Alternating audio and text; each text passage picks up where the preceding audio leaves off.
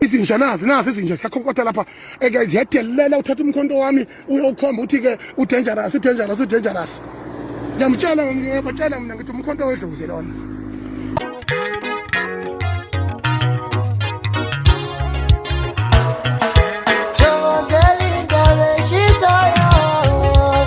Sakubingelela phezulu ngomukele bukele emakhaya kwesimanzonzo kulethela khona indaba zamaskandi yamba phambili nefa ngesikhathi. Esikhathini samanje ngubathele indaba zokuthi ungizo mfamchunu ukhale wethulisa emva ukuthi ephucwa amaphoyisa asekandla umkhoto wakhe. Ngisho ngizo mfamchunu eshizolo ushilo ukuthi ngenzeka ukuthi lowo president wase South Africa uZuma ngenzeka ukuthi aboshwe namhlanje wasethi kuyiduty yakhe ukuthi ihambe eyomgada yena uZuma.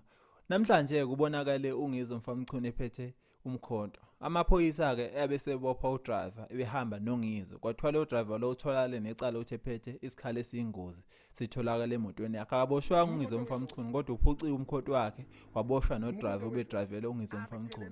Ekonhle zokuxhumana ke uyakhala ungizo mfamchunu ukuthi lento yenziwa amaphoyisa ayilungile futhi iphambene nomthetho wase South Africa. Uthi lo yamkhonto la okoqala umkhonto wamadlozi uthi akazi ukuthi bawuthathele njengoba amadlozi akubo athi akaphathe lo yamkhonto. Bukele emakhaya wena le video siyibonile lapho khona ungizo mfamchunu ekhale ethulisa ngempela ukuthi umkhonto wakhe uyawufuna futhi akazi ukuthi amaphoyisa ambopheleni udriver baphinde bamphuca nomkhonto wakhe. Bukele emakhaya ngabe wena uyahambisana nokuthi ephucwe ungizo mfamchunu nomkhonto wakhe noma nawe ukubona ngathi phela amaphoyisa aphula umthetho ngokuthi ungizo mfamchunu aphucwe lo mkhonto lo abathi uyingozi.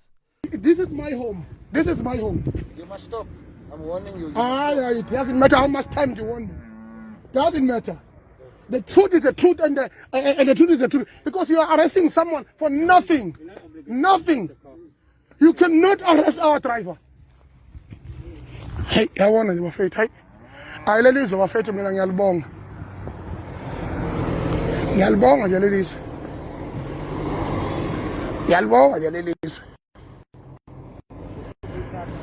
Avinga lapha kujaneni la egas. Hey.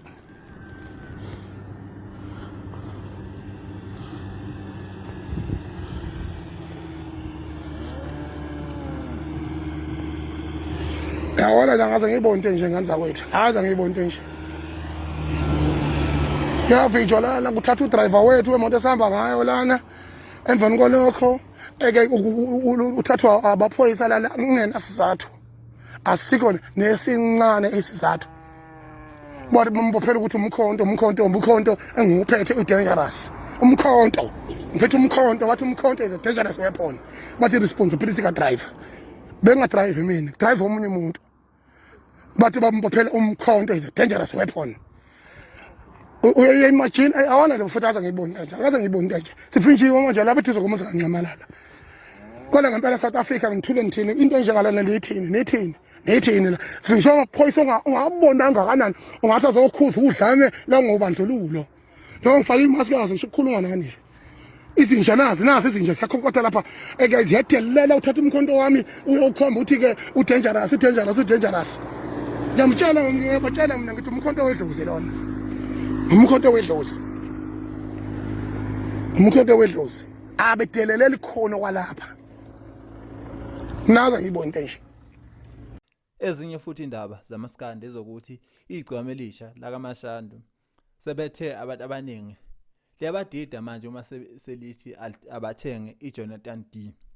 Akusho igcwame elisha lithe uma ubona ngathi impilo inzima futhi ingekho nzima vele uyitholele izathulo zakho zaka Jonathan D. Abantu abaningi badidekile ukuthi igcwame elisha ngonyaka ondlule lalithe iJonathan D yinto ekulu engababhamfohlo futhi enuka uyibuka. Uthi ke abaxaka kuma selithi igcwamesha manje abathenge lezi icathulo lezi ekube ngonyaka ondlule wayegxeke kanje. Abalandelike bamaskani bathe bona basazi noma kumele beyithenge lezi icathulo njengoba kubonakala ngathi igcwamelisha ngempela lokhu ligqokile egonqo zokuxhumana lezi icathulo lezi njengoba kwazi uJonathan D inxusa la khona elisemthethweni uyena ukhuzana umfokapongose. Sekuvele nendaba zokuthi ke ukhathi naye uJonathan D uphethwe umlungu oyedwa kodwa wathola uhlakani ukuthi ethole abantu abazi ikuku nepa ukuze i-competition imlethele inzuzo. Mbukele emakhaya, ngabe wena ungomunye wabantu bebethe uJonathan Dee ubowuthenga. Ngabe wena usuzothenga uJonathan Dee njengoba igcome elisha selithe abantu abayitholele lezi icathulo lalithi igcome elisha zikulu futhi ziyanuka. Ngabe wena usazoyithenga lezi icathulo. Izona ke indaba engithenga khela phezulu okuyizona indaba eshisayo esikhathini samanje. Sizohlangana futhi ngokuzama sengikuphathele indaba eshisayo. KweSimanzonzo indaba ipheli till next time. Siyabonga. Ayikhale bafana bakithi.